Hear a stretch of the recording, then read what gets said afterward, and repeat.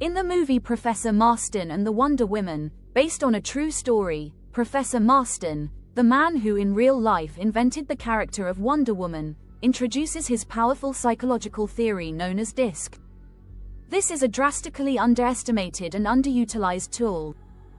The reason it's so overlooked and neglected is that it's highly linked to BDSM, with which Marston was obsessed. Marston says in the movie, dominance, inducement, submission and compliance, DISC, all human relationships break down into the interplay between these categories of emotion. A submissive person is most happy when they are submissive to a loving authority. It is essential that a person submits to an authority willingly, that it is their idea. We get into trouble when people feel forced to do something they don't want to do, and that is merely compliance. People who comply instead of submit are unhappy and repressed, and this can lead to resentment. Taken to its extremes, it can lead to crime, war, fascism. The vast majority of people are submissives, and what they are seeking is indeed to submit to a loving authority. Consider Islam. The word Islam means submission, and Muslims see the point of their existence as submitting unconditionally to Allah, who is described as the most compassionate and most merciful, i.e., the supreme loving authority.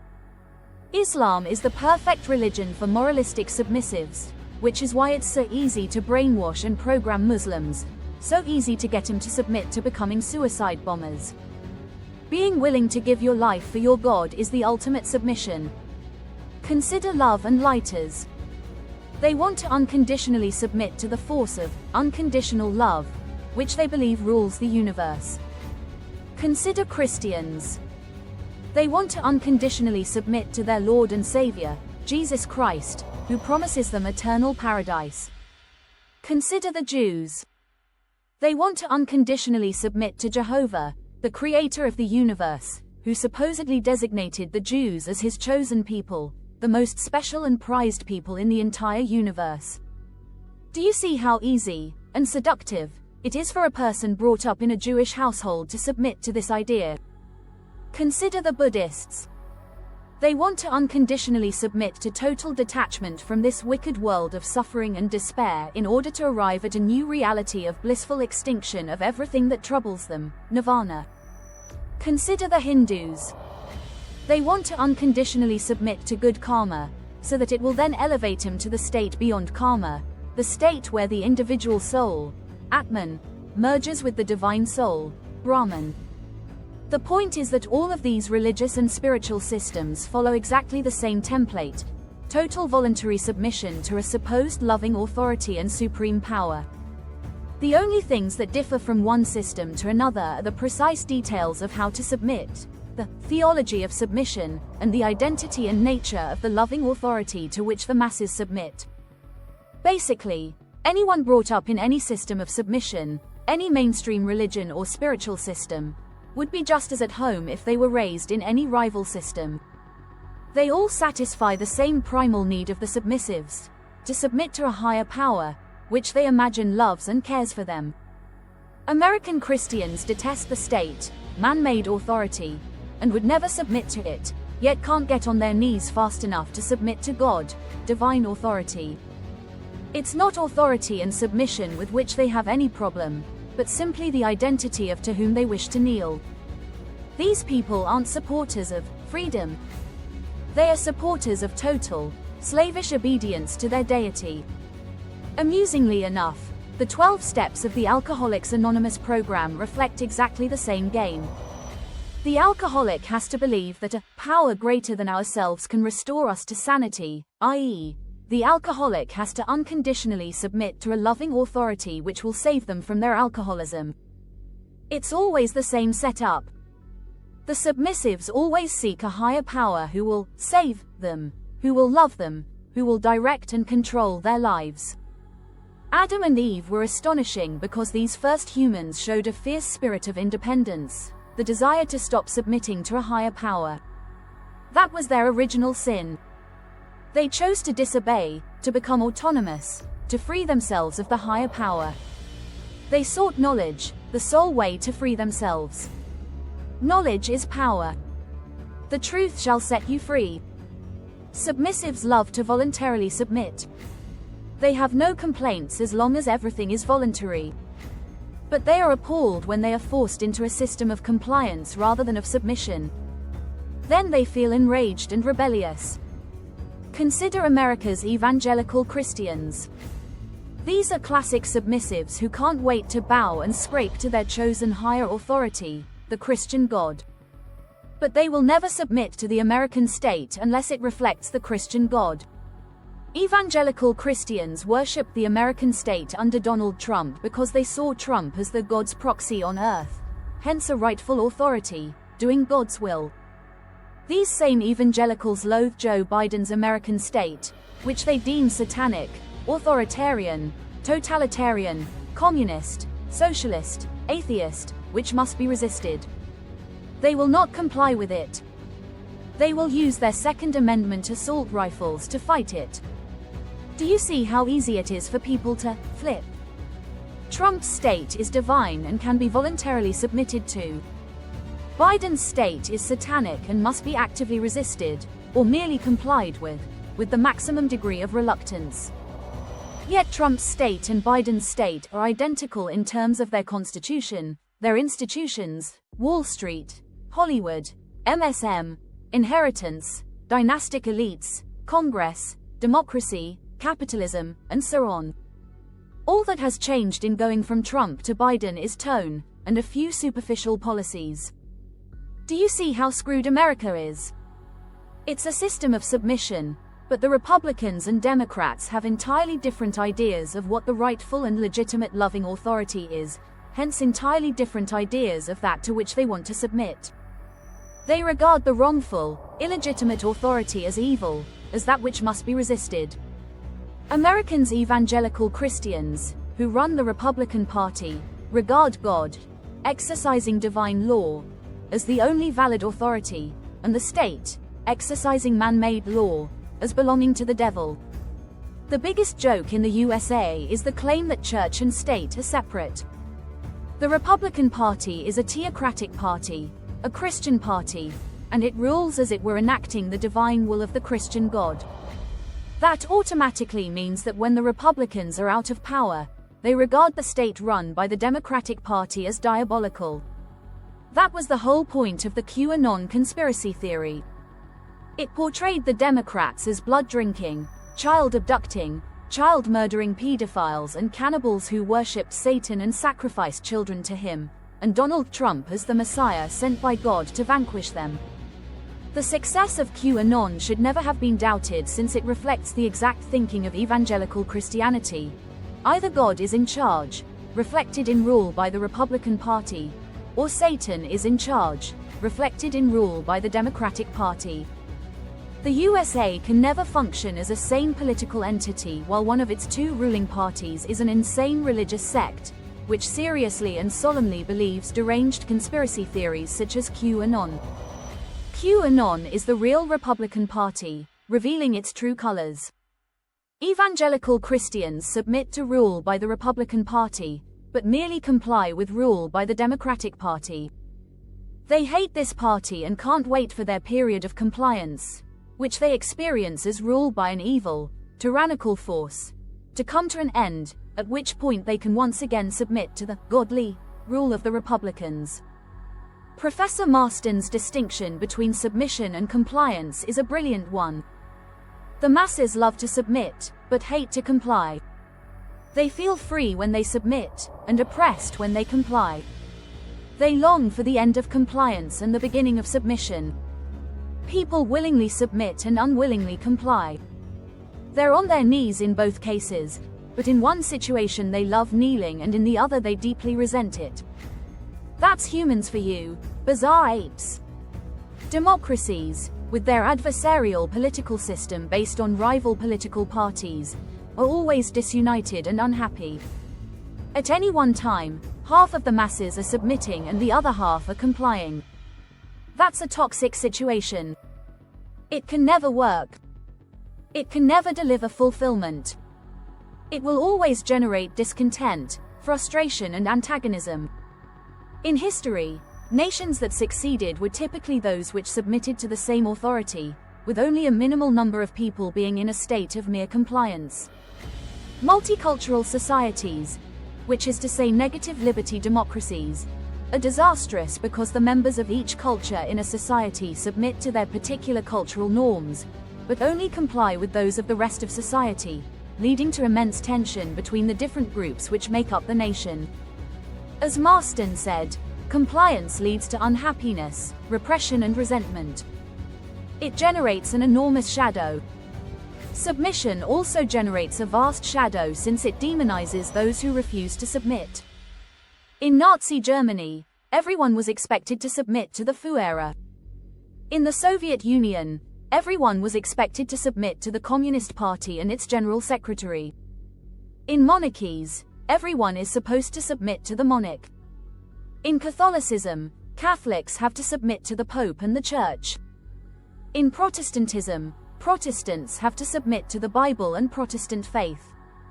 In Islam, Muslims have to submit to Muhammad, the Quran and Allah. In Buddhism, Buddhists have to submit to the Four Noble Truths and the Noble Eightfold Path. Hindus have to submit to karma, samsara and the caste system. Do you see that as soon as you have submitted to one system then, automatically, with regard to any other system, you will be in a relation of either grudging compliance, or downright resistance, explicit non-compliance. That's the way it works.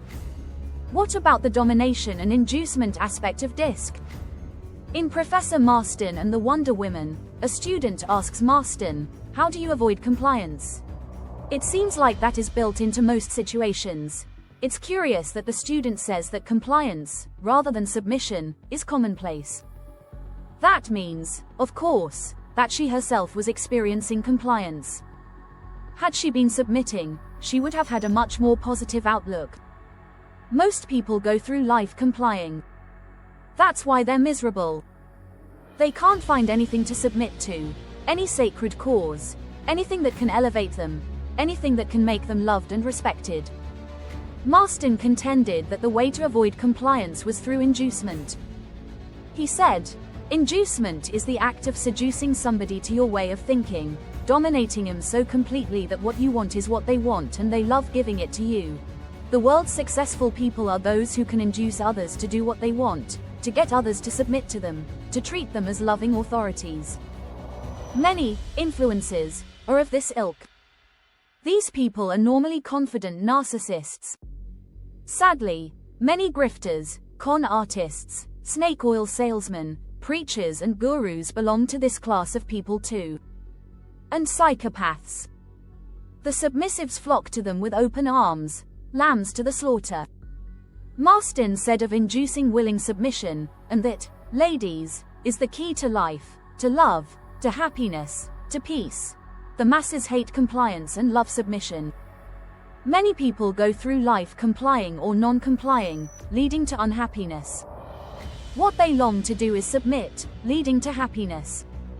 One of the primary areas where this is of critical importance, i.e., the need of so many people to be induced to submit, is sex.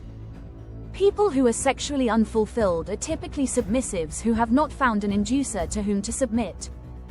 It's disastrous when two submissives get together and comply with each other. Neither knows how to induce the other. They become utterly miserable. Sex between them is actually depressing. It has no magic. A submissive experiences sexual ecstasy only when they submit to a rightful authority, an inducer. Otherwise, they are guaranteed to be dissatisfied. Why did so many women snap up 50 Shades of Grey? It's because it filled an enormous mental vacuum in their life. It allowed them to fantasize about what they really wanted, to sexually submit. Modern feminist culture is absolutely opposed to sexual submission, which is sexually catastrophic given that most women are submissives.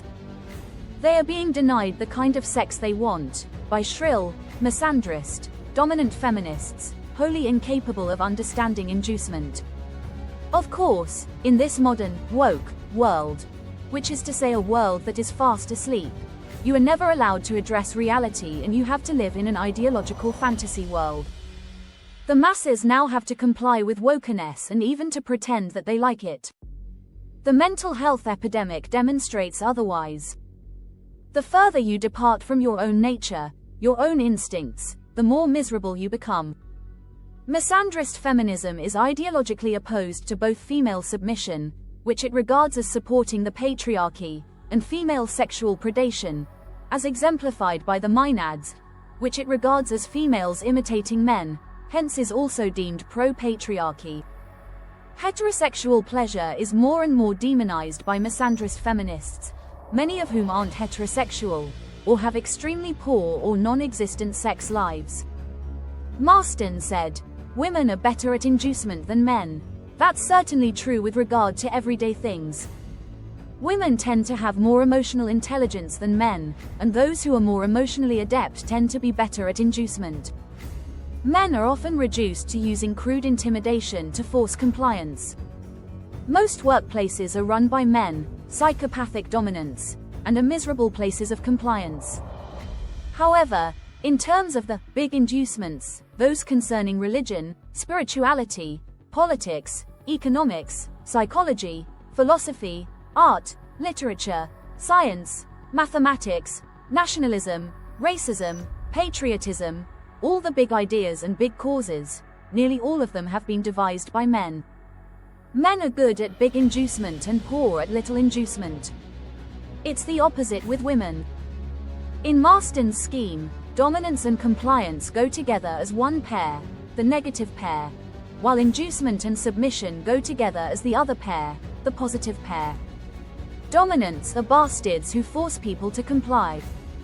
Armies and police forces are dominant in this sense. Their task is to use overwhelming force to make the masses comply. Soldiers and cops are never inducers. An inducement police service would be entirely different from a dominant police force. Inducers charm and inspire people into submitting. They are a wholly different type of dominant. We might call inducers sublimated dominance, while crude, physical dominants are unsublimated dominants. The latter use force to get their way. The former use intelligence and seduction. Our world is ruled by unsublimated dominants. They are all about self-service, narcissism, power and wealth, and forcing others onto their knees. They have no interest in the welfare and optimization of the human race.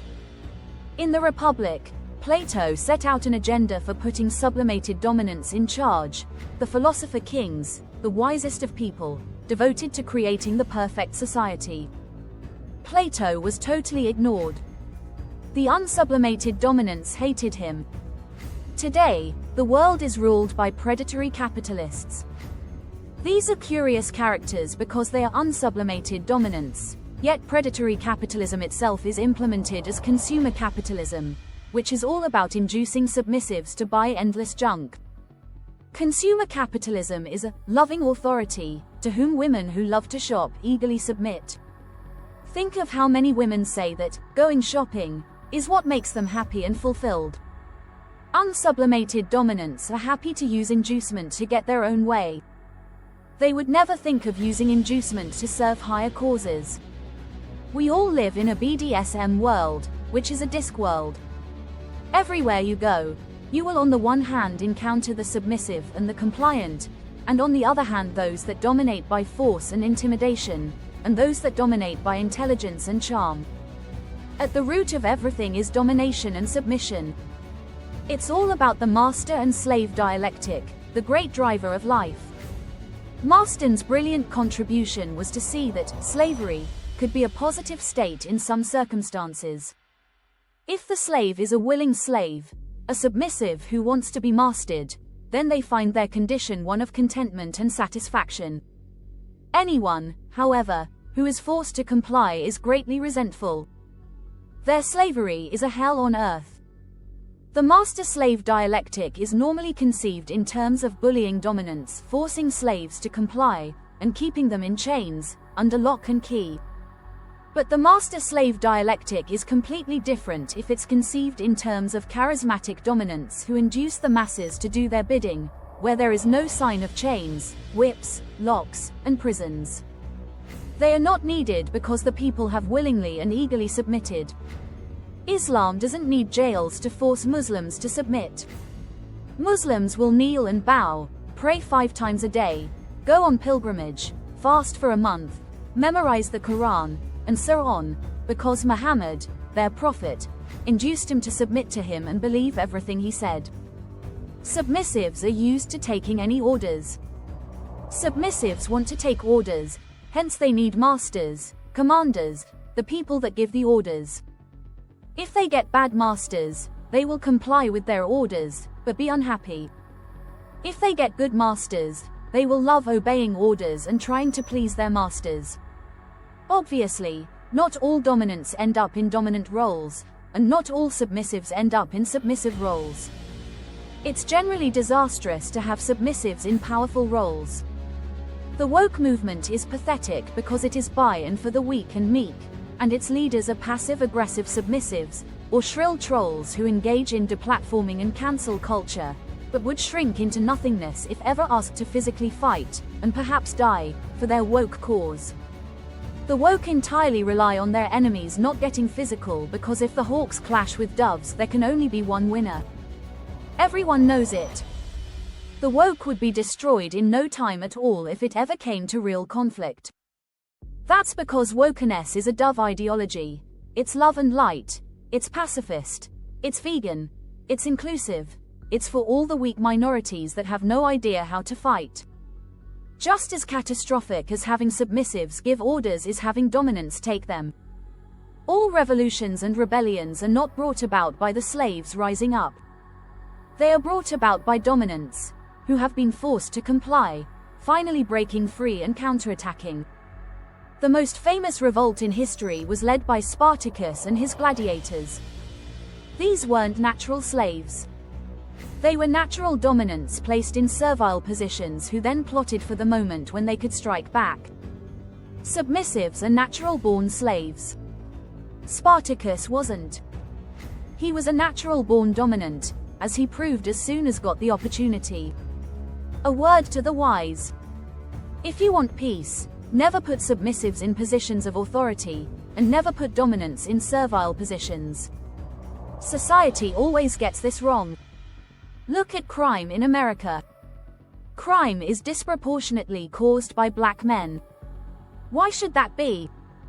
It's because America is a racist society where white is privileged over black, so natural-born white submissives often find themselves in positions of authority over natural-born black dominants. That drives the blacks crazy, so they are defiant and get fired. They are drawn to the world of drugs because that's where dominant blacks can actually be in charge. But of course drugs are criminalized, so all the dominant black men soon enough end up in jail, or in violent gangs, or crippled or dead as a result of street violence. All of it is sadly inevitable. But it would be easy to change all of this simply by giving those of the black community who are natural dominants the sorts of jobs that would positively harness, sublimate, their dominance. A dominant person in a dominant job is happy. A dominant person in a servile job is miserable, angry, and ready to fight. A submissive person in a dominant job is miserable. A submissive voluntarily submitting to a rightful, loving authority is happy. It's all about psychology. It's all about understanding people. It's all about finding the right roles for people. The same goes for sex. If you put the wrong types together, you get bad sex. Nothing is more important than getting the right sexual partners. Then you will be happy. You might think you want a 10, but they would almost certainly make you miserable. What you want is someone sexually compatible, and they will give you 10 out 10 sex. We need a disc world without the D and the C. All dominants need to become inducers, persuading the people to submit to their rightful, wise authority, the authority that will immanentize the eschaton, which will optimize everyone on Earth. As it is, we have a disc world without the I and S. The world is ruled by dominants who use the force of money and law, backed up by the physical army and police, to suppress the masses and compel them to comply. This is a miserable world, and it is miserable for one reason alone. The people who are in charge have ruled in their own interests rather than those of the people. They have ruled as self-serving dominance rather than as sublimated dominance, inducing the people to submit to their enlightened plan of action to make this the best world it can be. What could be better than a world where everyone feels that they have been given everything they need to prosper and fulfill themselves? Marston's DISC system is a brilliant psychological tool. Wikipedia says, according to Marston, people illustrate their emotions using 4 behavior types: dominance, D; inducement, I; submission, S; and compliance, C. Marston based the 4 types on 2 underlying dimensions that influence people's emotional behavior. The first dimension is whether a person views his environment as favorable or unfavorable. The second dimension is whether a person perceives himself as having control or lack of control over his environment. Alexander Chivas wrote, Marston was a professor of psychology at American University and Tufts University in Massachusetts. During that time he developed DISC theory, which states that human behavior leans to the active or passive depending on an individual's perception of their environment. The letters in DISC play out as follows. Dominance produces activity in an antagonistic environment. Inducement produces activity in a favorable environment. Submission produces passivity in a favorable environment. Compliance produces passivity in an antagonistic environment.